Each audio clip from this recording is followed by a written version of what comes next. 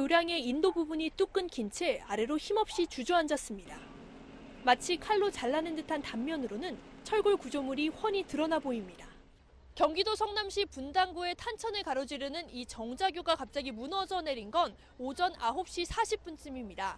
소방은 약 50m 정도 되는 이 다리의 인도가 손쓸 틈도 없이 한꺼번에 무너져 내린 것으로 추정하고 있습니다. 도로 쪽은 괜찮고 인도 쪽만 붕괴된 상태입니다. 포크레인 한 대가 고정 지지를 하고 나머지 포크레인으로 긁어가면서 지금 하고 있습니다. 갑작스러운 사고에 다리를 건너던 2명이 그대로 추락했습니다. 이 가운데 앞서가던 40대 여성이 숨졌고 20대 남성은 중상을 입고 병원에서 치료를 받고 있습니다. 분당 신도시가 조성되던 지난 1993년 만들어진 정자교는 번화가와 주거지, 수도권 전철 수인 분당선 정자역을 잇는 왕복 6차로 교량입니다. 주민들은 차를 타고 또 직접 걸어서 자주 지나던 다리가 느닷없이 무너진 게 믿기지 않는다는 반응입니다. 항상 정자교를 이용해서 등교를 하는데 오늘 갑자기 이렇게 무너졌다니까 너무 무섭고 약간 불안해요. 그리고 이 다리가 제가 매일 출퇴근하는 다리였는데 갑자기 이런 사고 현장을 보니까 조금. 경찰과 소방, 지자체는 전날부터 내린 비로 지반이 약해져 붕괴가 진행됐을 가능성을 염두에 두고 있습니다. 또 매설된 수도관이 파열됐거나 차도와 보도를 연결하는 이음새에 문제가 생겼을 가능성도 배제할 수는 없습니다. 경찰과 소방은 정확한 사고 원인을 조사하면서 그동안 안전점검이 제대로 이루어졌는지도 살펴볼 계획입니다. YTN 강민경입니다. 정자교의 지난해 하반기 정기안전점검 결과표입니다. 민간 안전진단업체가 구청 의뢰를 받아 지난해 8월부터 11월까지 석 달 동안 교량을 점검한 뒤 작성했습니다. 당시 정자교가 받은 안전등급은 양호. 안전성에 위험을 초래할 만한 손상이나 중대 결함이 확인되지 않는다고 평가됐습니다. 슬래브나 배수시설에서 일부 문제가 발견되긴 했지만 최종 결론은 추가적인 안전진단이 필요하지 않다는 거였습니다. 시설물 안전 및 유지관리법을 보면 정자교는 해마다 2차례 정기안전점검 말고도 2년에 한 번씩 정밀안전점검도 받아야 합니다. 때문에 앞서 재작년엔 정밀안전점검이 이뤄졌는데 이때도 안전엔 큰 지장이 없다는 판단을 받았습니다. 그러나 전문가들은 안전점검을 시행한 업체가 좀 더 정밀하게 살폈다면 처짐이나 균열 등 사고의 징후를 포착할 수 있었을 거라고 지적합니다. 안전점검을 하는 과정에서 처짐이라든지 또는 균열이라든지 또는 단차라든지 이런 부분들을 확인을 하셨으면 실제 사전에 예방이 가능했을 걸로 그렇게 판단이 되는 거죠. 특히 다리 전체가 주저앉은 게 아니라 상판에 덧붙여진 인도 부분만 뚝 떨어지듯 무너져 내린 점에 주목합니다. 차도와 인도 사이 연결 구간의 결합력이 약해지면서 사고가 났을 수 있다고 의심하고 있습니다. 안전점검 자체가 형식적이었는지 원래 부실로 인해서 다리 교량 자체가 철거를 해야만 되는 다리였는지 면밀한 진상규명이 필요하고요. 앞서 지난 1월 갑자기 내려앉은 서울 도림보도 육교 역시 직전 안전점검에서 최고 등급인 A등급을 받은 것으로 드러나 부실 점검 의혹이 불거졌습니다. 안전에 문제가 없다는 진단을 받은 다리가 주저앉고 무너지는 일이 잇따르면서 안전점검이 사고 예방이라는 제 역할을 제대로 하지 못하고 있다는 비판이 나옵니다. YTN 박정현입니다. 윤석열 대통령은 예상대로 양곡관리법에 제동을 걸었습니다. 쌀을 정부가 의무적으로 사주면 오히려 가격을 떨어뜨리고 농가 소득도 불안정해진다면서 인기 영합 정책이라고 강도 높게 비판했습니다. 전형적인 포퓰리즘 법안입니다. 남는 쌀을 정부가 국민의 막대한 혈세를 들여서 모두 사들여야 한다는 남는 쌀 강제 매수법입니다. 법 내용만큼이나 입법 과정도 문제라고 윤 대통령은 지적했습니다.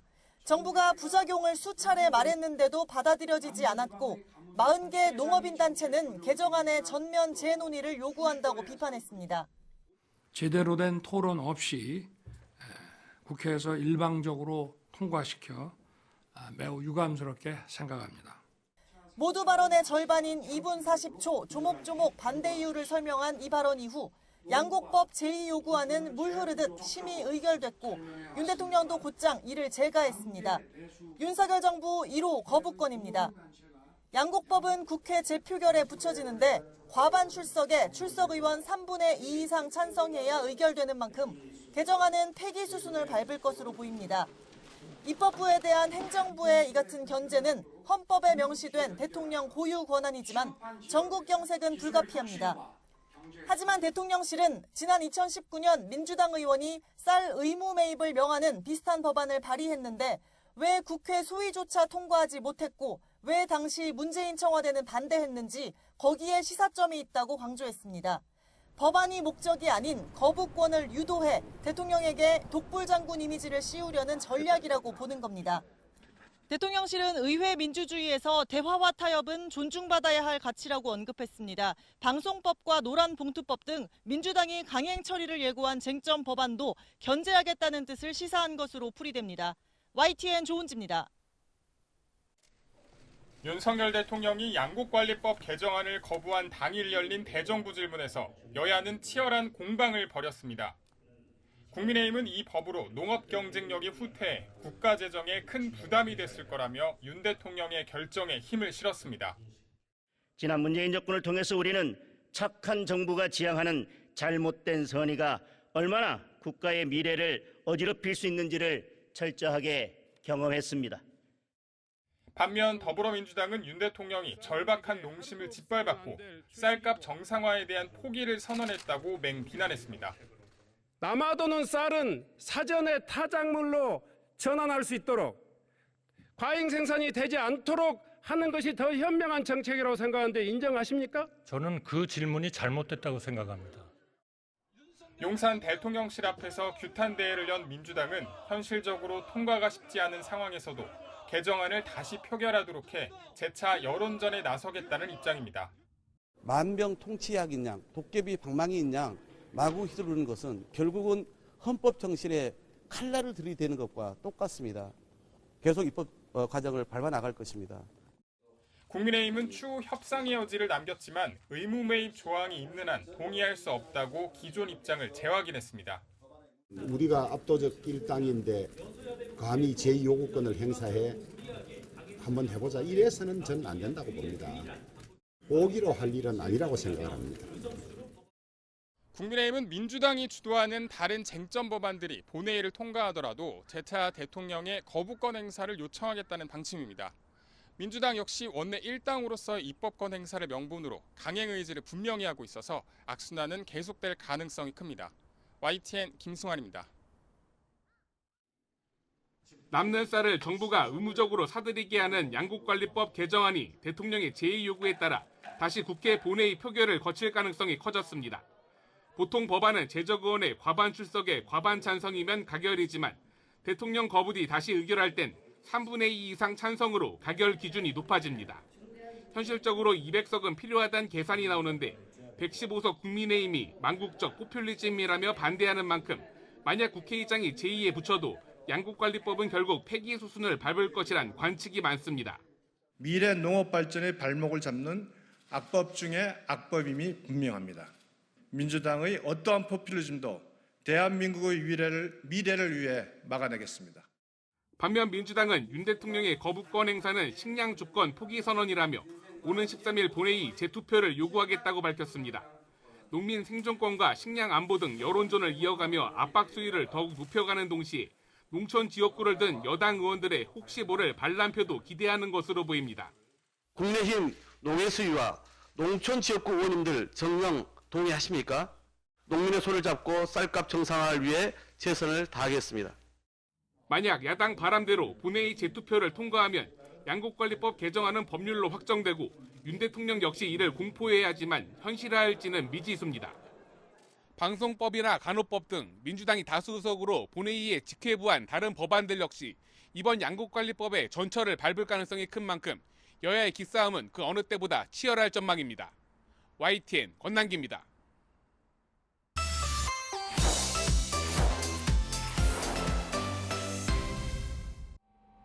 국제원자력기구 IAEA는 일본 후쿠시마 제1원전 내 오염수의 처리 과정을 검증하기 위해 전문가들이 현장 조사를 벌인 내용을 토대로 작성된 4차 보고서를 공개했습니다. 이번 4차 보고서는 도쿄전력 등 일본 당국이 해양수 방류 과정을 모니터링하는 체계를 검증 평가하는 데 많은 부분을 할애했습니다. 일본 측이 IAEA의 요구에 따라 보완한 정보를 바탕으로 도쿄전력이 오염수 방류 후 환경에 대한 영향을 모니터링하기 위해 세워둔 프로그램이 신뢰할 수 있다고 밝혔습니다. 그리고 지속 가능한 방사선 보호 체계를 갖추고 있다는 점을 확인했다고 밝혔습니다. IAEA 전문가들의 의견을 듣고 모니터링 계획을 보완하는 과정에서 상당한 진전이 있었다는 평가도 내렸습니다. 이런 계획에 대해서는 기술적으로 더 검토할 필요가 없다고 생각한다는 전문가들의 의견도 보고서에 실렸습니다. 그러나 보고서는 관련된 일부 사항에 대해서는 일본 측의 보충 설명이 필요하다는 의견을 제시했습니다.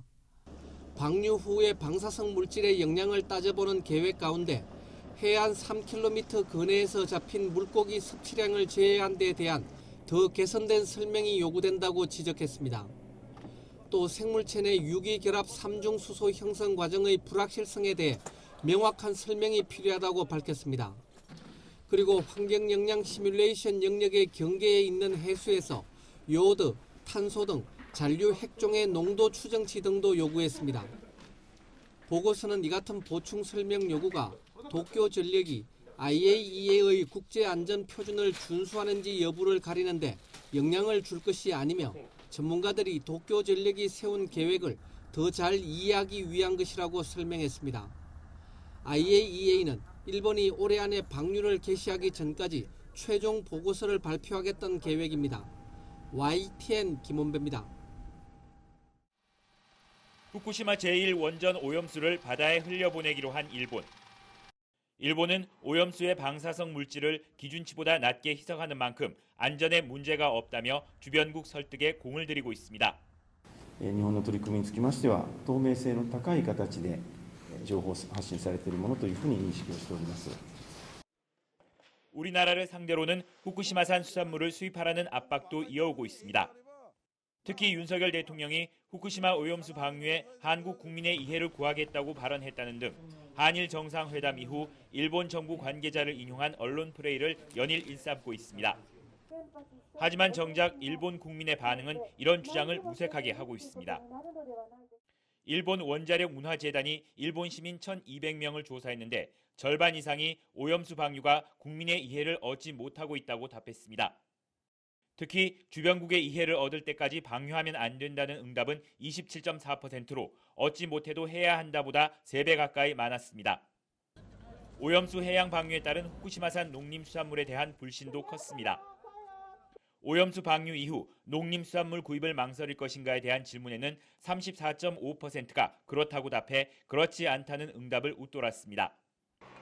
자국민조차 제대로 설득이 안 된 상황에서 오염수 방류의 안전성에 대한 일본의 주장을 얼마나 신뢰할 수 있을지 의문이 커지고 있습니다. 도쿄에서 YTN 김세호입니다. 지지자들을 향해 손을 흔든 뒤 법원으로 들어가는 트럼프 전 대통령. 전직 대통령 예우 차원에서 머그샷 촬영과 수갑 착용은 생략됐고 법정한 촬영도 허용되지 않았습니다. 검찰이 제기한 혐의는 모두 34가지. 특히 이른바 성추문 입막음 의혹은 2건이 추가됐습니다. 기존에 알려진 성인 배우 스토미 데니얼스 사건뿐 아니라 성인 잡지 모델 캐런 맥두걸과의 성추문 입막음 사건이 포함됐습니다. 언론사를 통해 맥두걸로부터 독점 보도권을 15만 달러에 산 뒤 보도하지 않고 그냥 덮어버린 사건입니다. 공소장에는 또 트럼프의 혼외자식이 있다고 주장한 트럼프타워 도어맨에게 3만 달러를 건넨 내용도 포함됐습니다. 검찰은 트럼프가 대통령에 당선되기 위해 입막음용 돈을 썼다며 중대한 선거 범죄로 규정했습니다. That is a scheme to buy and suppress negative information to help Mr. Trump's chance of winning the election.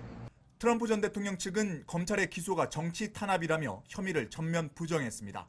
The rule of law died in this country because while everyone is not above the law, no one's below it either. And if this man's name was not Donald J. Trump, there is no scenario we'd all be here today. 트럼프 출석에 앞서 뉴욕에는 경찰 3만 5천 명이 배치돼 만일의 사태에 대비했습니다. 법원 앞에서 트럼프 찬반 시위가 벌어졌지만 우려했던 폭력 사태는 발생하지 않았습니다. I come out every day for Donald Trump, but today is a little bit special. It says Trump or death, and that doesn't necessarily mean my death. To promote Trump's new name, felony, that's what we named him here in the street. It's about time that he's facing some sort of justice. 법원은 오는 12월 검찰과 변호인을 다시 불러 의견을 듣기로 했습니다. 이에 따라 실제 재판은 내년에야 가능할 것으로 보입니다. 바이든 대통령과 백악관은 트럼프 전 대통령 법원 출석과 관련해 할 말이 없다며 최대한 거리를 뒀습니다. 워싱턴에서 YTN 권윤기입니다. 지지자들의 환호와 함께 등장한 트럼프 전 대통령. 자신의 기소가 여태껏 본 적 없는 규모의 엄청난 선거 개입이라고 주장했습니다. 대통령 선거 출마와 당선을 막기 위한 정치적 수사란 것입니다. 자신을 기소한 검사와 담당 판사 모두를 싸잡아 비난했습니다. And I never thought anything like this could happen in America. I never thought it could happen. The only crime that I have committed is to fearlessly defend our nation from those who seek to destroy it. 법정에서 혐의를 모두 부인했지만 트럼프 전 대통령이 넘어야 할 산은 매우 높습니다. 3건의 성추문 입막음 사건의 당사자들이 진실 규명을 요구할 뿐 아니라 중간에서 일을 처리했던 변호사와 지인 등도 등을 돌렸기 때문입니다. Uphold our solemn responsibility to ensure that everyone stands equal before the law. No amount of money and no amount of power changes that enduring American principle. 성추문 말고도 트럼프가 기소될 가능성이 있는 혐의는 여럿입니다. 지난 대선 때 조지아주 선거 결과에 개입했다는 의혹이 대표적입니다. 이 사건은 지난해 5월 구성된 특별 대배심이 비공개 수사 보고서까지 낸 상태입니다. 지난 2021년 지지자들의 의회 난입 사태의 배후 조종 의혹과 마로라고 자택에서 발견된 비밀 문서도 폭탄입니다. And so I think in some ways, once you break that taboo or that ceiling, it does open the door for others to come forward. And I think 기소에도 불구하고 트럼프 전 대통령은 공화당 대선 후보 여론조사에서 월등하게 앞서 나가고 있습니다. 하지만 본물 터진 의혹의 벽을 완전히 뛰어넘을 수 있을지 의문 부호는 더욱 커지고 있습니다. YTN 유재복입니다. UN 제네바 사무소에서 열린 UN 인권이사회. 북한의 인권 침해 개선을 촉구하는 인권 결의안이 21년 연속 채택됐습니다. 광범위하고 조직적인 인권 침해와 반인권 범죄를 규탄하고 개선을 촉구하는 내용이 포함됐습니다. 특히 이번에는 북한 주민들의 정보권 침해를 지적하며 정보를 찾고 전달하는 자유를 존중해야 한다고 강조했습니다. 북한의 반동사상 문화 배격법이 사상과 종교, 표현의 자유를 억압하고 있다며 이를 재검토할 것을 촉구했습니다. 또 북한이 주민의 복지와 식량난에 써야 할 자금을 핵무기와 탄도미사일 개발에 사용하는 일이 늘고 있다고 비판했습니다. 북한의 인권 현안을 망라한 기존 결의안 내용도 담겼는데 사회적 계급에 따른 차별과 납치, 강제 송환 등의 전면적 해결을 촉구했습니다. 북한은 결의안 거부 의사를 분명히 밝혔습니다. 한대성 주 제네바 북한 대표부 대사는 결의안이 거짓으로 가득 차 있고 진정한 인권 증진과 무관한 정치적 음모가 담긴 문건이라며 단호히 거부한다고 말했습니다. 우리 정부는 결의안 채택을 환영했습니다. 외교부는 심각한 북한 인권 상황에 국제사회가 우려를 공유하고 있는 점을 방증하는 것이라고 공식 논평했습니다. 올해 북한 인권 결의안은 유럽연합 대표로 스웨덴이 제출했고 우리나라는 5년 만에 공동 제안국으로 복귀했습니다. 우리나라는 남북관계의 특수성 등을 들어 2019년부터 지난해까지 4년 연속 인권이사회의 북한 인권결의안 공동 제안국에서 빠졌었습니다. YTN 김선입니다. 페카 하비스토 핀란드 외무장관이 핀란드가 나토 설립 조약에 동의한다는 내용의 공식 가입 문서를 토니 블링컨 미 국무장관에게 전달합니다. 이는 새로 합류하는 회원국이 나토 조약 가입서 수탁국인 미국에 가입서를 기탁하도록 한 가입 규정의 마지막 절차입니다. 이로써 핀란드는 31번째 회원국으로 이름을 올렸고 나토 본부에는 핀란드 국기가 개양됐습니다. Finland has today become the 31st member of NATO. The era of military non-alignment in our history has come to an end. Finland will get an ironclad security guarantee. Article 5, our collective defense clause, one for one, will now from today apply for Finland. 러시아와 1340km에 달하는 긴 국경을 맞댄 핀란드는 그간 자체적인 군사력 증강에 힘써왔습니다. 이에 따라 군사 준비 태세가 다른 유럽 국가와 비교해도 이미 잘 갖춰져 있어 나토 입장에서도 큰 자산을 확보하게 됐다고 전문가들은 평가하고 있습니다. 조 바이든 미국 대통령은 성명을 통해 핀란드의 나토 가입을 축하하고 스웨덴의 나토 가입도 되도록 빨리 축하할 수 있기를 기대한다고 말했습니다. 나토 동진 저지를 우크라이나 침공 명분으로 내세웠던 러시아 입장에서는 핀란드의 나토 합류로 나토와 맞댄 국경 길이가 기존보다 2배로 늘어나는 정반대 결과를 맞게 됐습니다. 러시아는 핀란드의 나토 합류에 군사적으로 대응하겠다고 경고했습니다. 드미트리 페스코프 크렘린궁 대변인은 핀란드의 나토 가입은 러시아 안보와 국익에 대한 침해라며 러시아는 안보 보장을 위해 전략적, 전술적 대응책을 세울 수밖에 없다고 말했습니다. YTN 김진호입니다.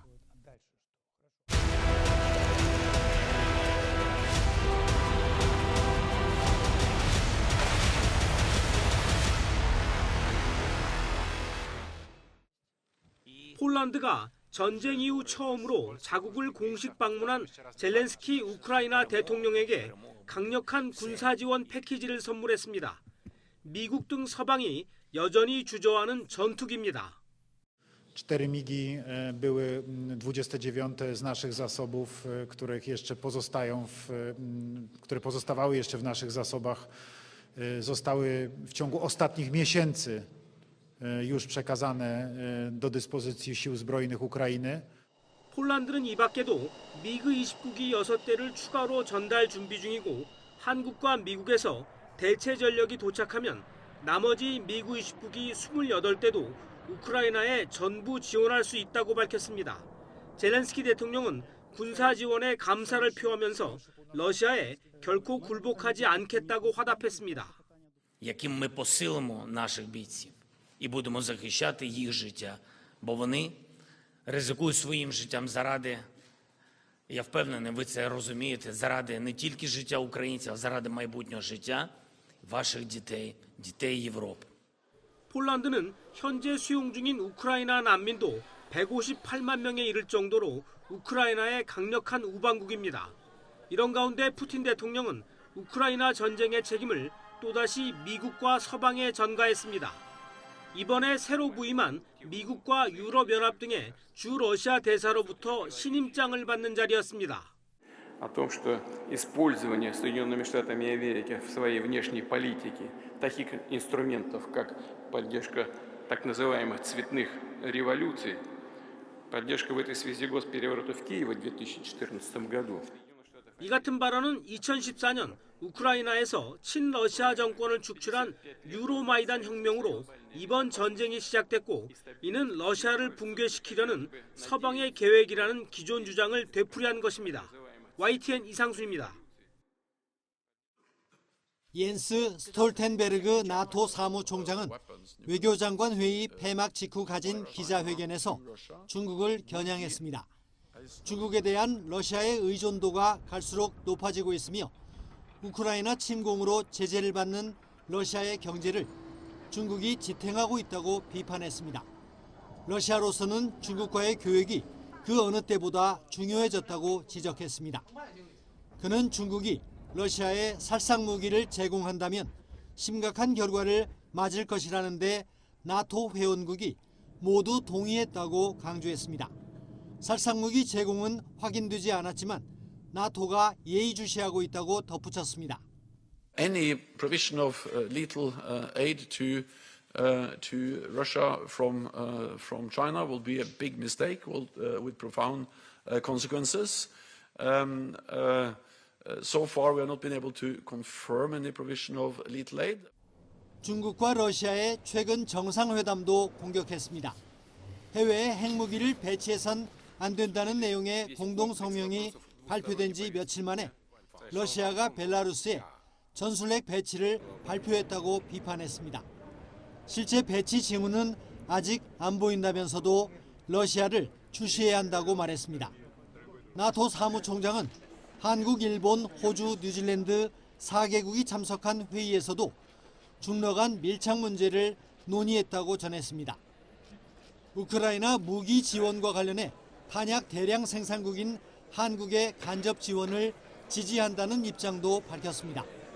지난 1월 방한 때 직접 무기 지원을 촉구했던 것과는 다소 달라진 입장으로 해석됩니다. YTN 김태현입니다.